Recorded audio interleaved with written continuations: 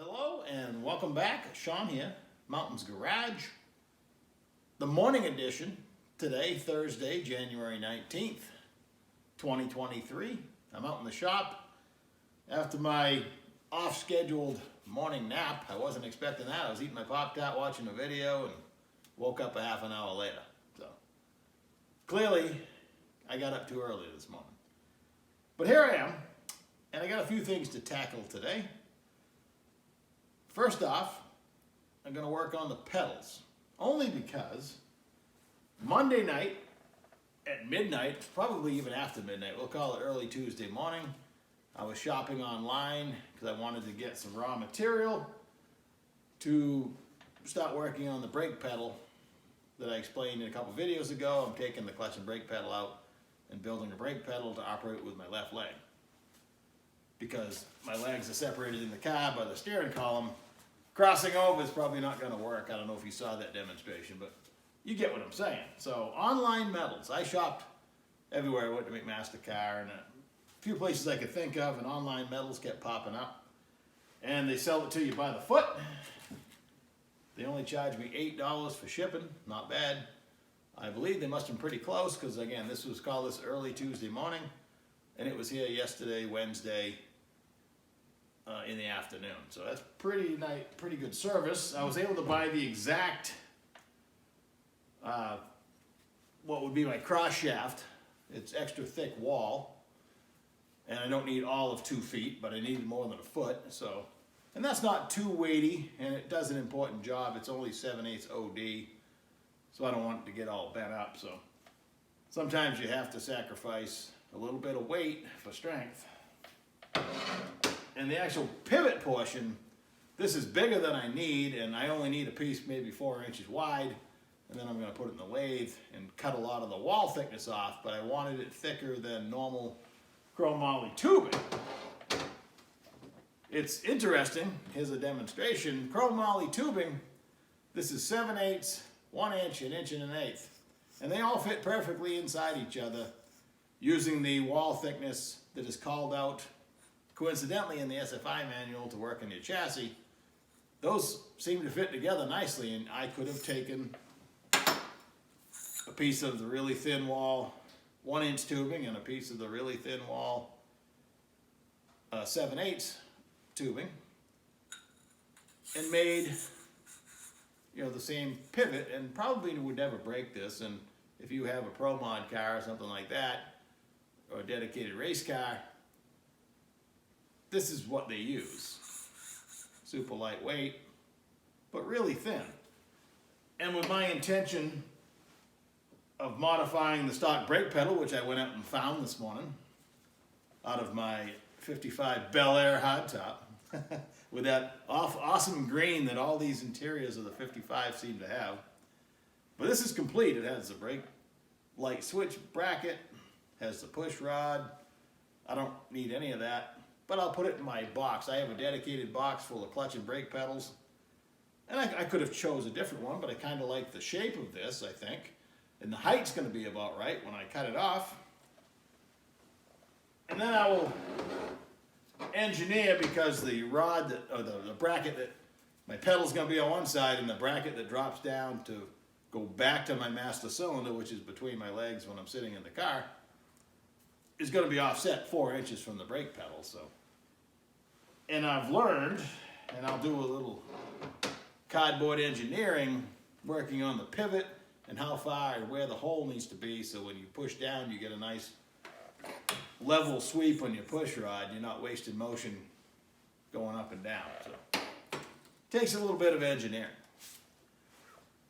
I'll spin you around in a minute to show you the rear end, which is now dropped down out of the car a ways, so I could get the rear wheels and tires off. Probably better to demonstrate this while we're looking at it. All right, for starters, I'm sure the camera doesn't do it justice as to how big a 36/17 tire really is.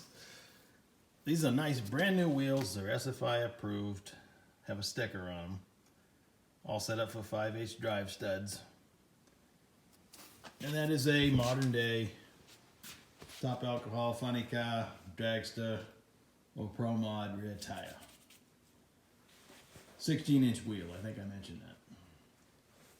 To get it out of the wheel well, which on a 55 Chevy is very small, these have been stretched, you can see that. But I have to disconnect this sway bar.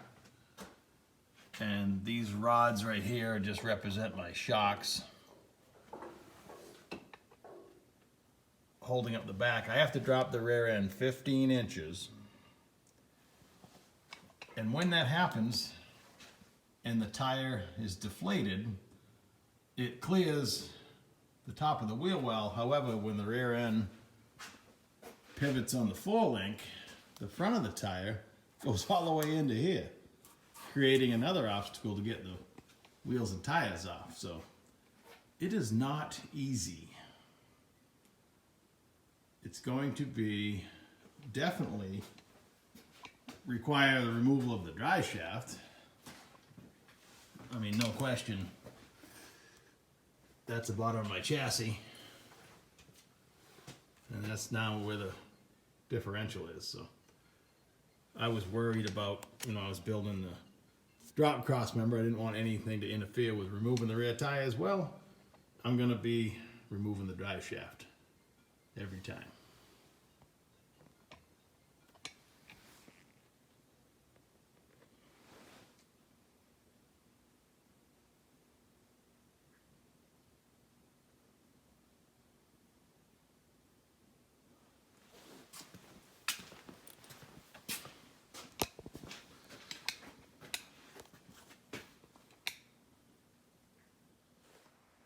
Then I bolted on these aluminum struts just so I could measure between the wheel mounting surfaces, which is 41.5, and the pinion is exactly centered at 20.75. So I called Strange up, gave him the dimensions, and the next question he asked is my spool splined all the way through? Fortunately, my center section I just built is right there, so I was able to answer that question. Yes, it is. So I have gun drilled axles on the way. So I've ordered, again, the rear caliper brackets, calipers and pads and miscellaneous hardware. That was probably over $500 for the rear. The front calipers were $410, I believe he told me, with pads and bolts and stuff. And the axles, I believe, were $210 a piece, and they are gun drilled. So I should have enough parts to assemble the rear end. I think for today I'm just going to hang it back up on its shock mounts. But maybe as early as next week. I have a wheelie bar from another car. I want to make sure it's going to fit, or I'll make it fit here and here. The rear end has tabs for it. And I also want to add maybe a tie down. When you strap it down to a trailer, and then some of the back of these brackets needs to be filled in. So there's a little bit of work that still needs to be done. And I don't know if I can get a picture of it. I mean, I like this style, but not for a drain plug on the bottom. So I have a threaded bung I'm going to weld in there, because I don't trust that fill port is what it is going to last as a drain plug. But I do have a handy inspection and fill port up here. You can look in and see the ring gear, and you can dump oil in at will. My apologies for giving you some dead footage looking at my feet and the floor. The phone rang, which happens a lot. I get a lot of people calling, asking questions, and contacting me, and I never really calculated how many ways there is to contact me, but people figure it out and do so. I think I'm going to stop asking if they're subscribers. It's a small price to pay. I don't mind answering questions at this point. It's not overwhelming. I can see if I ever make it where I have hundreds of thousands of subscribers, and you'll need a whole person just to do that. So, anyway, so I won't edit that out, and I apologize. You got 15 seconds of bad footage there. I don't enjoy editing, so I'm just going to let it ride. So let's talk about the rear wheels and tires and what I got going on. These are 17/36/16 slicks. Still a popular size. There's only one size bigger than that. And that's top fuel. Those are 17,536. So, excuse me, I don't want to go into a coughing fit here, but I've been talking for a few minutes. I better go get it. Today's relief is brought to you by Pure Leaf sweet tea. And no, I don't have any sponsors, but I do like sweet tea. Too much, probably. So, 16-inch rear wheels, and my bolt pattern. If you happen to notice when I was looking at the rear hubs, and I just found this out yesterday when I wrestled the wheels and tires off there, that I have another bolt pattern option, which seems to be 4 3/4, which is Chevrolet, popular. I have a lot of wheels that would fit. That would be awesome, but that is not the norm. I'm surprised it's even there, because typically 5-on-5 bolt pattern is what all the big stuff runs. If you got a 16-inch slick, you probably got a 5-on-5 bolt pattern or 5-on-5.5. I expected it to be the larger option, but I was just doing some quick measuring, and I believe it's 4 3/4. I don't think I'll go that direction. These are SFI wheels, like I mentioned that. I'm gonna send them out to have them bead locked, and they're gonna be black. I like black wheels. Whole car's gonna be black, I believe, everything. So, when I race, and I've never had a brand new pair of slicks, but my options of still getting used ones are much better if you choose a popular size. You know, professional teams get rid of their slicks with 3 to 5 runs on them, maybe 10 at the most. So that would last me. I know from experience, you can get a whole summer out of a pair of those if you're racing every weekend. So, and that's with long smoky burnouts. So with my little baby Turbo LS, I won't be doing who knows. Anyway, so I want to keep the bolt pattern and these wheels for racing, but I want to drive this on the street. And there is a tire that was available before COVID, and I hope they make them again. The Mickey Thompson, I believe. I have a set of used ones my buddy Charlie showed up with a month or so ago.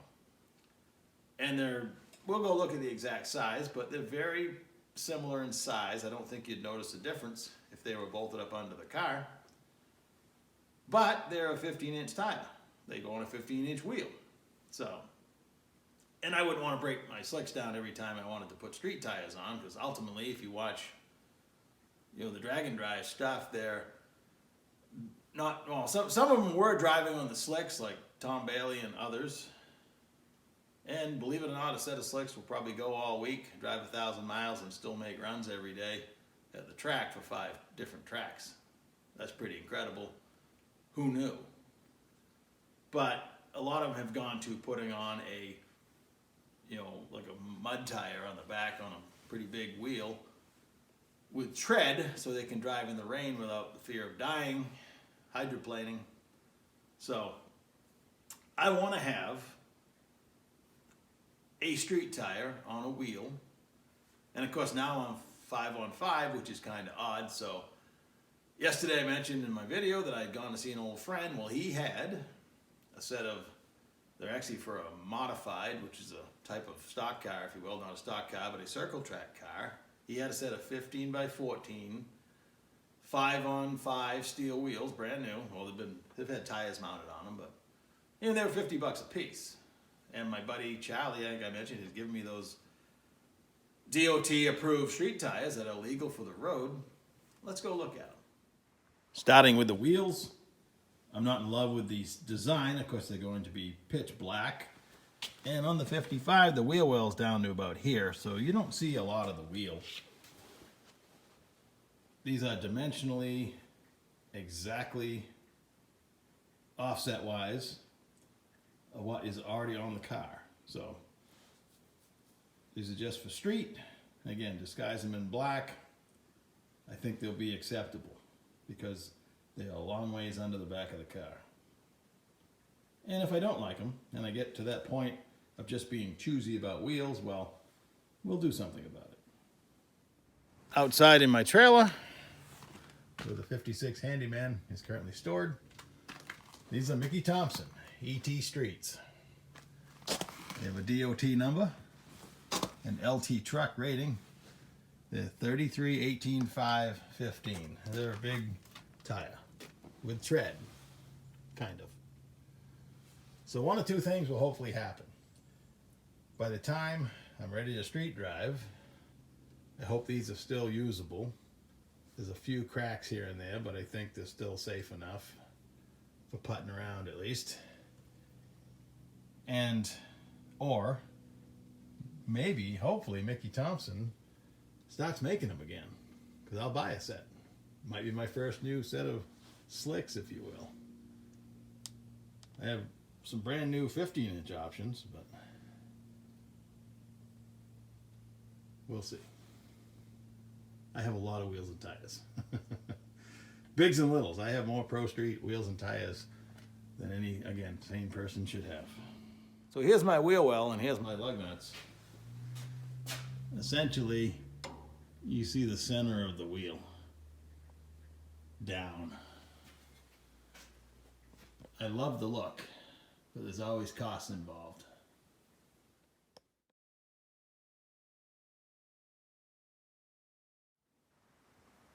I dropped the pedals and cross shaft out of the car. I'm going to reuse the spacers and make one brake pedal pivot the size of the bottom of the two pedals. I'll make a new cross shaft with just a circle or a washer welded on one end and a bolt all the way through the other to retain it. It just floats in there.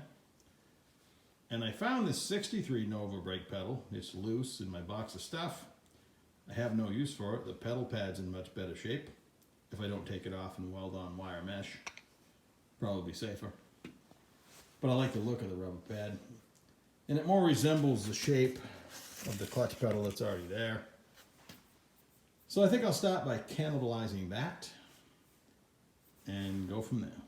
So I got some lathe work to do to reduce that piece of tubing and cut it down and cut the brake pedal rod down, or the shaft down, and also make this piece. So, better get to work. And 45 minutes later, I've reduced 4 inches of this piece of tubing. I cut it to 1.200 thousandths. The spaces that are going to be on either side, 1/130, be slightly bigger, compromising between the size of the OEM brake pedal and everything else around the pedal. So I just cut for 45 minutes to save a few ounces. Well, it filled up, made a mess. So I got to clean my lathe and cut this to size. And to add to the fun, I had to bore the center out because the center of the tubing was not exactly round, but at least it was undersized. So I bored it out to 7/8 ID, and now it slips over the cross shaft nicely. All right, so I got the bottom of my brake pedal cut. I got the cross shaft cut. That's a nice fit. And I'm working on contouring the brake pedal to fit. But I'm out of time today in this video, as usual. It's too long. I love machining stuff. I probably could have made a better choice on a piece of tubing, but this was what I found and what I bought, and now it's what I've used. So I'm happy with it now. No such thing as a bolt-on part, not even close. So probably catch you tomorrow. Maybe we'll finish this job. Have a good night.